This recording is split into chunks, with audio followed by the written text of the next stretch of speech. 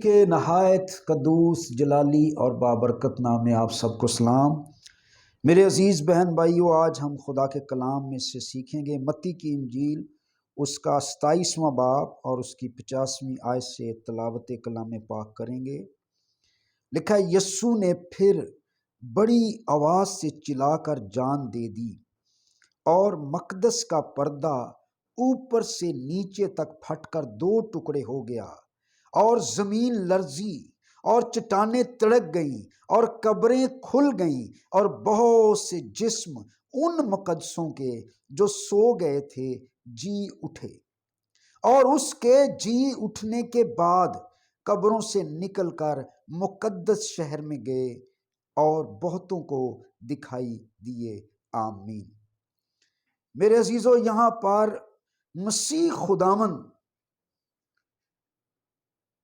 جس نے اپنی محبت کی انتہا کر دی، بائبل مقدس میں ایک بات پوری طرح سے عیاں ہے کہ خدا جتا رہا ہے، خدا ثابت کر رہا ہے، پروو کر رہا ہے، اے انسان میں تجھ سے پیار کرتا ہوں، تجھے نعمتیں اور برکتیں دیتا ہوں، اور یہاں تک کہ اپنا خون تک بھی تمہارے لیے دیتا ہوں۔ اور یہاں لکھا ہے، یسوع نے پھر بڑی آواز سے چلا کر جان دے دی۔ یعنی یسوع مسیح سے پہلے جتنے بھی آئے وہ دینے والے خدا نہیں تھے، وہ مانگنے والے خدا تھے۔ اگر آپ اسوریوں اور امونیوں کے خداؤں کے بارے میں پڑھیں تو وہ جانوروں کی قربانی مانگتے تھے، اور مصریوں کا ایک خدا تھا جو مولک دیوتا، وہ بچوں کی قربانی مانگتا تھا۔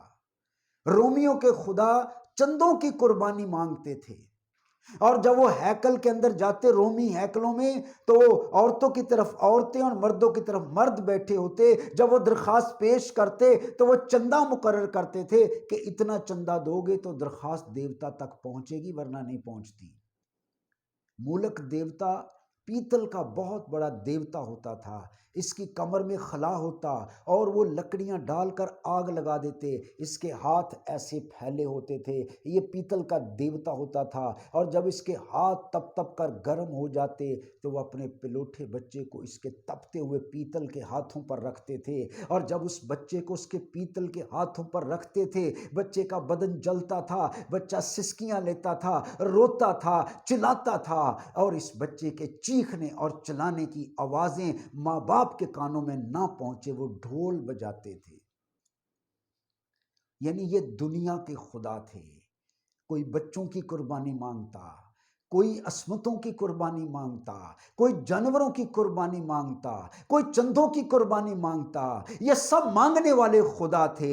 لیکن یسوع مسیح آیا تو وہ مانگنے والا نہیں، وہ دینے والی ذات تھی، یہاں تک کہ اپنی جان تک دیتا ہے، اپنا خون تک دیتا ہے۔ اور یسوع مسیح ہزاروں سالوں سے ہمیں دے رہا ہے، اور جب اس نے صلیب پر جان دی تو لکھا ہیکل کا پردہ اوپر سے نیچے تک پھٹ کر دو ٹکڑے ہو گیا، زمین لرزی اور چٹانیں تڑک گئیں اور قبریں کھل گئیں۔ آج تک دنیا میں ایسی موت نہیں ہوئی کہ جس کے مرنے پر چٹانیں تڑک جائیں، قبریں کھل جائیں، مردے جی اٹھے۔ تو وہاں پر گواہی یہ تھی کہ یہ جو اپنی جان دے رہا ہے یہ زندگی کا خدا ہے۔ اور لکھا ہے وہ مقدسین زندہ ہو گئے لیکن قبروں میں باہر نہیں نکلے۔ اور واضح لکھا ہے اس کے جی اٹھنے کے بعد قبروں سے نکل کر مقدس شہر میں گئے۔ کس کے جی اٹھنے کے بعد؟ یسوع کے جی اٹھنے۔ یہ متی 27-53 آیت میں پڑھ رہا ہوں کہ اس کے جی اٹھنے کے بعد قبروں سے نکل کر مقدس شہر میں گئے اور بہتوں کو دکھائی دیے۔ یعنی وہ قبروں میں زندہ ہو گئے، قبروں کے پتھر ہٹ گئے اور قبروں میں زندہ ہو گئے، لیکن قبروں سے باہر نہیں نکلے۔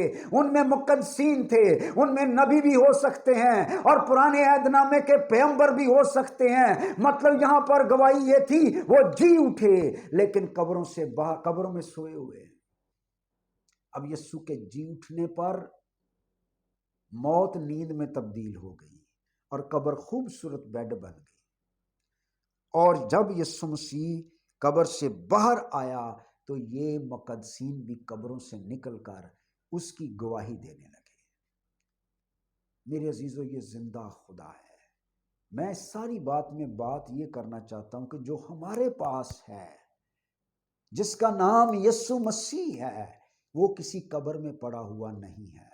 उसने जान दी थी हमारे कफारे के लिए। उसने जान दी थी कि उस पर ईमान लाकर हम लानतों से छुटकारा पाएं। आज अगर आप उसकी सलीब के नीचे आते हैं और उसके मरने और जी उठने पर ईमान लाते हैं तो खुदावंद की नजात हमारी जिंदगियों में आएगी। इसलिए मेरे अजीजों, मैं आपसे गुजारिश करूंगा इस कलाम को दूसरों तक शेयर करें। और अगर आप पहली दफ़ा हमारी वीडियो देख रहे हैं तो इस चैनल को सब्सक्राइब करें और इसको दूसरों तक शेयर करें। अगर आप कलाम सीखना चाहते हैं तो नीचे मेरा नंबर चल रहा है, उस नंबर पे आप मुझे सवाल कर सकते हैं। कोई भी बाइबल का सवाल आप पूछना चाहते हैं आप कर सकते हैं। और जल्द हम इसी चैनल पर ऑनलाइन बाइबल स्कूल भी शुरू करने वाले हैं। आप उसके वसीले से भी सीखेंगे। खुदा आप सबको बरकत दे। शुक्रिया।